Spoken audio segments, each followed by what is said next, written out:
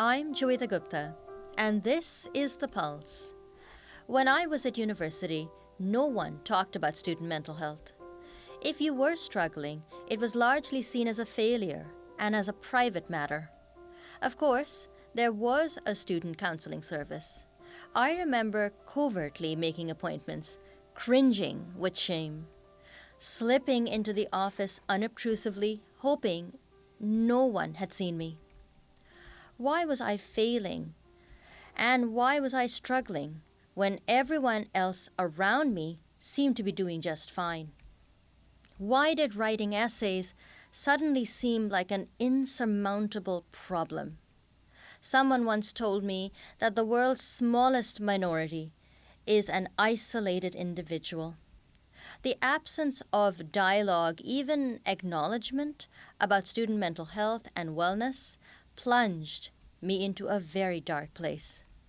Today, we discuss student wellness. It's time to put your finger on the pulse.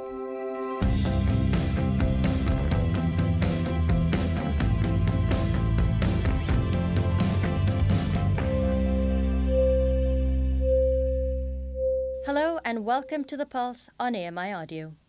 I'm Joeita Gupta, and I'm joining you from Accessible Media Studios in Toronto. Today, my hair is pulled back in a bun. I have my usual headphones, the black headphones that are over the ear, and I'm wearing a shirt with a square neck and cap sleeves, and it has layers to it. The shirt is orange blending into a red. It's a really favorite shirt of mine. Don't be surprised if you see it show up on the show many times. I feel really good when I wear this particular outfit. So it's a spring, summer, even a fall favorite. And you'll probably see a lot of this particular one on the program. But you're not, as I often say, here to talk about my fashion choices. And so I'm really excited to bring in a wonderful guest that I've wanted to talk to for quite a while now. Patricia Douglas was recently appointed the inaugural chair in student success and wellness at the Faculty of Education at Queen's University.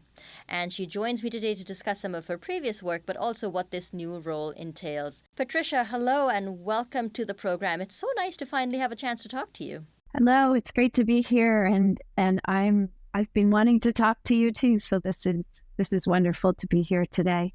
Can you tell me?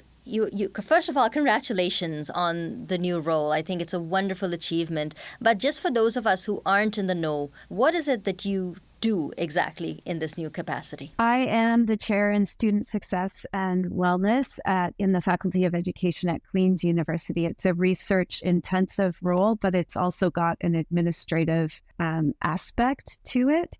And it's really a role that is looking at historically marginalized and excluded groups in education and in life, and asking the question, the way that I'm occupying the role, asking the question, what are the conditions in which all students can thrive and belong in education and in life, where students or learners are understood in a broad sense. So it'll be liaising with community as well as graduate and undergraduate students and faculty to do the research and the community engagement and programming to answer that bigger question. What are those conditions in which we can all thrive? So examples like you gave in the introduction are a thing of the past, where stigma is reduced and all bodies and minds are welcome. Your position is nonetheless, I believe, the first of its kind in the country. What is it about the zeitgeist at Queen's University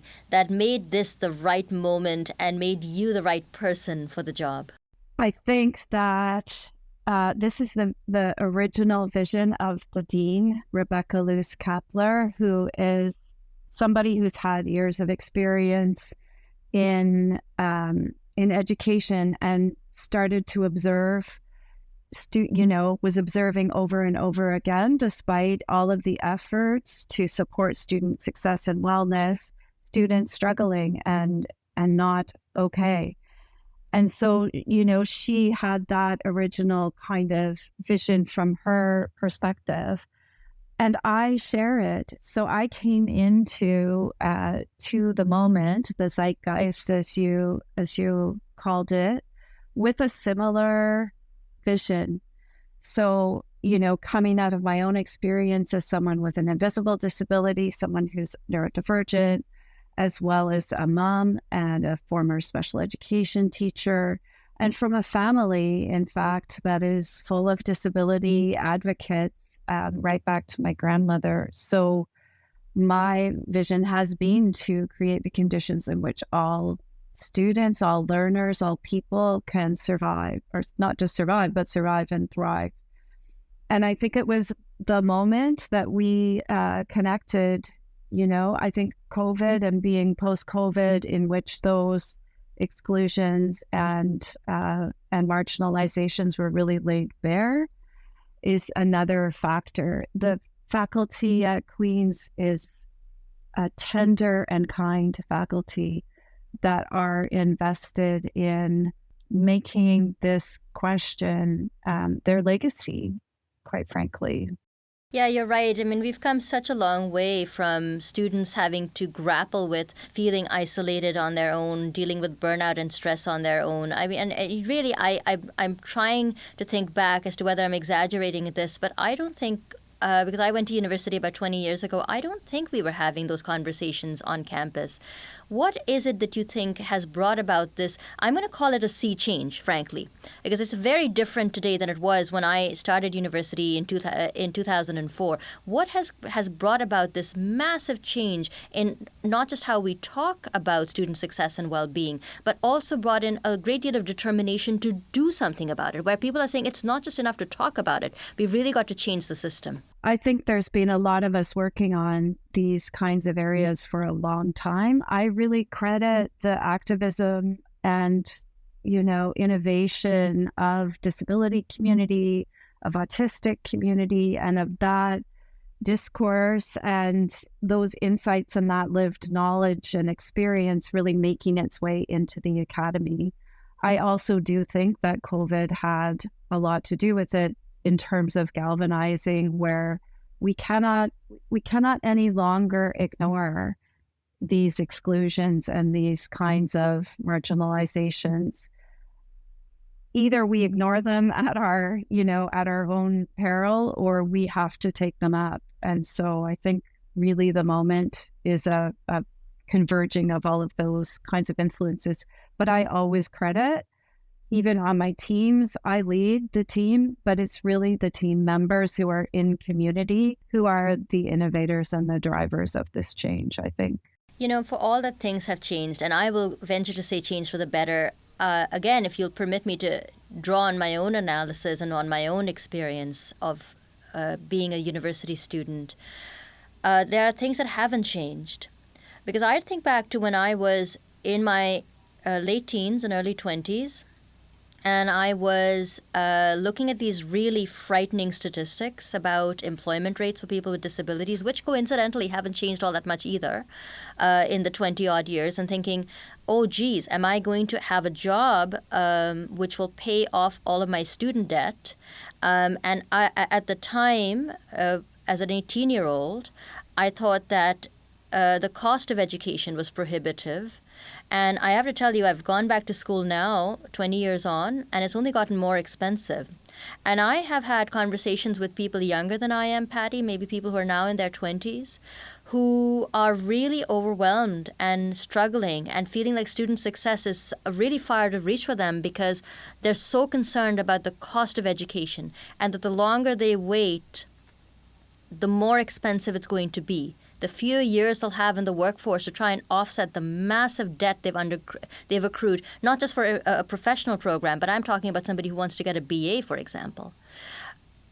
Well, how can we realistically have a conversation about student success and well-being without also having a very concrete conversation about some of the tangible structural barriers and systemic issues like fees and tuitions and the need to graduate, this enforced idea that you have to get it done in 4 years, 3 if you're really exceptional, to try and rack up the number of years you have in the workforce. So how do we have a genuine conversation about student success and well-being? And is your research going to talk about some of these issues? Absolutely. And in fact, it already does. So I think that this is what was laid bare even more so during the pandemic. So exactly what you're articulating. And the fact, so when I pitched this in my job talk at Queen's, one of the bottom lines for me was, I've been doing this work for over 20 years in various capacities. And what I see, what I saw back then, and what I experienced and what I, witnessed has not, it's sort of more of the same, despite all of this, this activism, despite inclusive education, despite, more sort of grassroots activism from disability community. And so, yes, we have to have these frank conversations.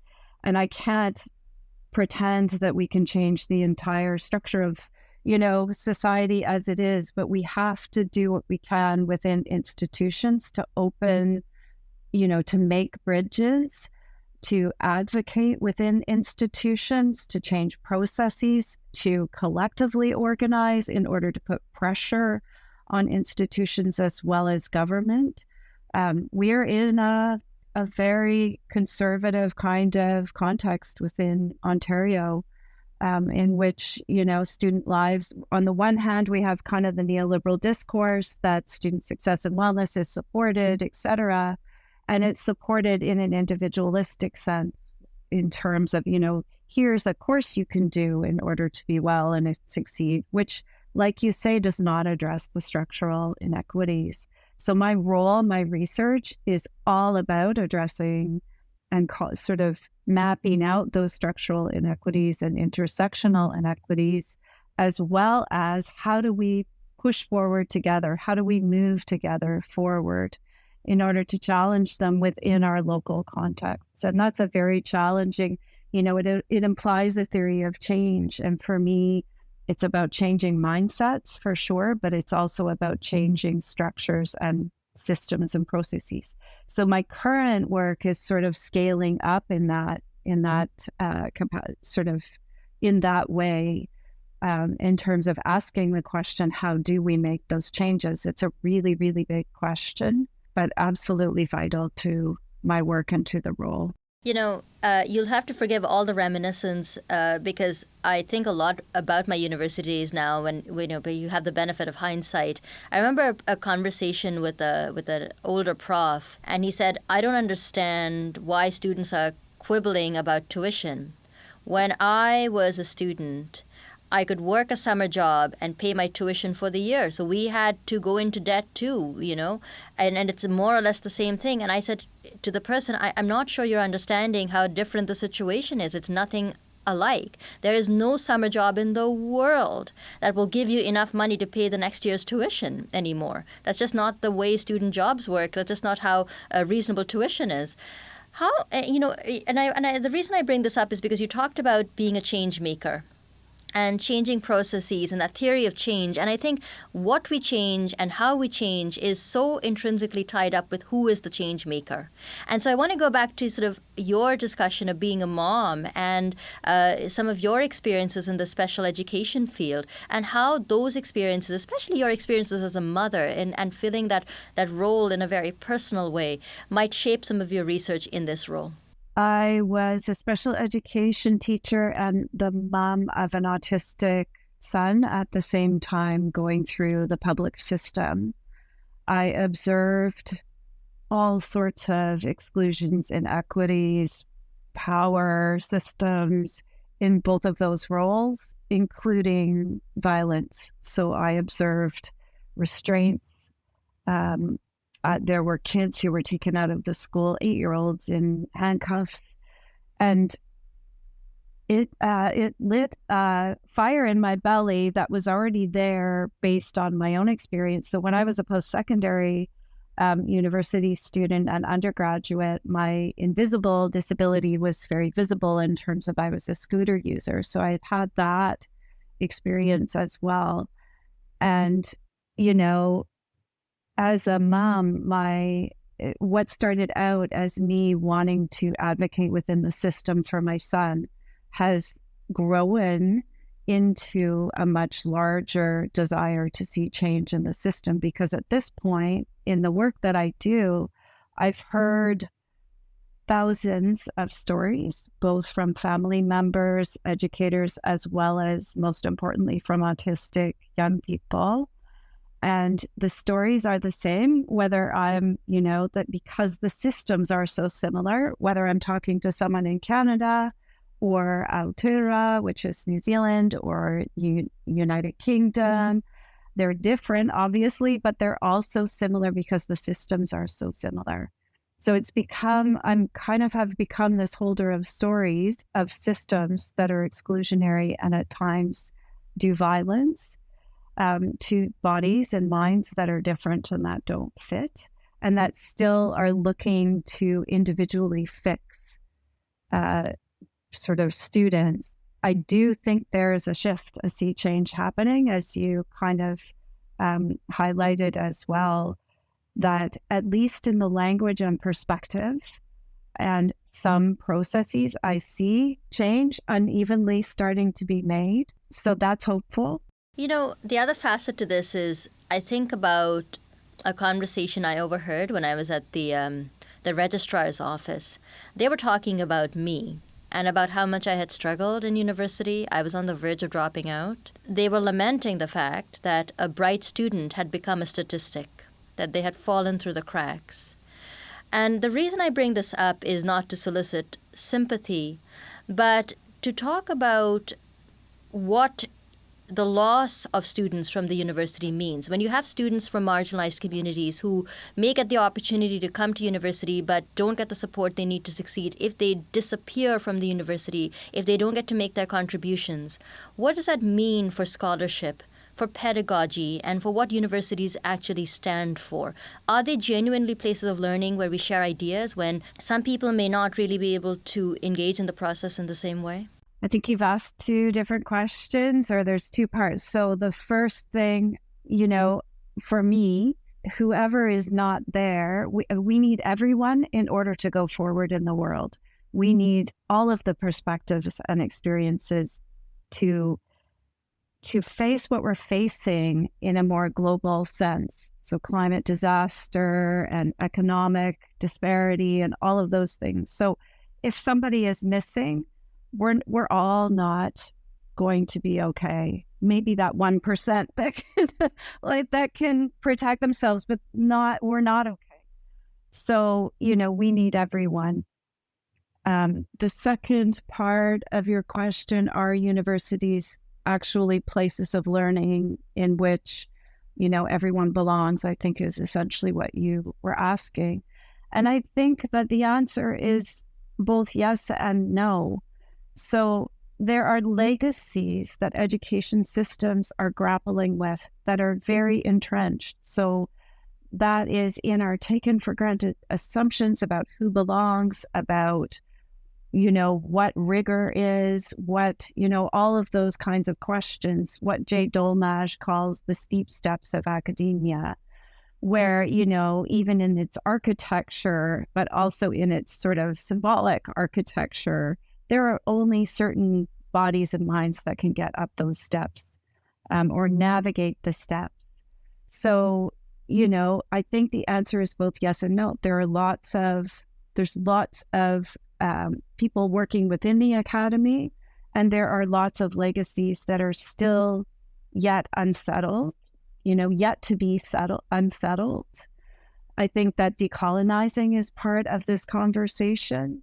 And there are many conversations taking place in many different parts of many different post-secondary institutions around ableism, around decolonizing. But it's not, it's in a moment of transforming that is both hopeful, but also both, deeply concerning because of the exclusionary aspects that continue despite all of those, despite the kind of conversations and changes that I see being made. So, for example, I'm on a PhD committee where the comprehensive examination is being done by email because that is a sensory affirming way to do a comprehensive examination in sort of crypt time or slower time. with an autistic individual, a student, then, that sort of face-to-face, very often anxiety-provoking kind of structure that's in place. Interesting, and yet, again, just sort of both yes and no in the moment. It's funny. I sometimes feel like, and I say this to guests sometimes on the show, that they're sharing a brain with me, because I was about to ask you about decolonization and, creating space for discourse that is hopeful. How would you say, because you have now this opportunity in your role as the chair for student success and wellness, you have an opportunity to do some very focused research on some of these intersections. What direction is your research going to take, do you think? Over the last few years, I've really been leading critical autism studies and research into a decolonizing direction. So I've been working with Maori colleagues in Aotearoa, and I've been working with Indigenous partners in Manitoba in order to understand what it would mean to decolonize A, research, and B, the meaning of disability, neurodiversity, and autism, because they're very Western concepts in a sense that began in deficit, and though reclaimed through autistic pride and disability movement, still remain somewhat moored in a Western ontology that understands individuals as sort of bounded beings, where, there's this universal understanding of development as sort of developing toward autonomy and independence, which sort of in one sense is, of course, but in another sense completely erases the relational and sort of more collective understanding of what it means to be a human in relation with our whole environment, including the non-human. So I'm already headed in that direction, as well as bringing, sort of more and more to the center, Black autistic experience, queer autistic experience. So that's the direction I'm heading, and that's the direction I'll keep going, and applying for more funding to keep the Restoring Autism project, sustain it over another 10 years or so. That would be really powerful.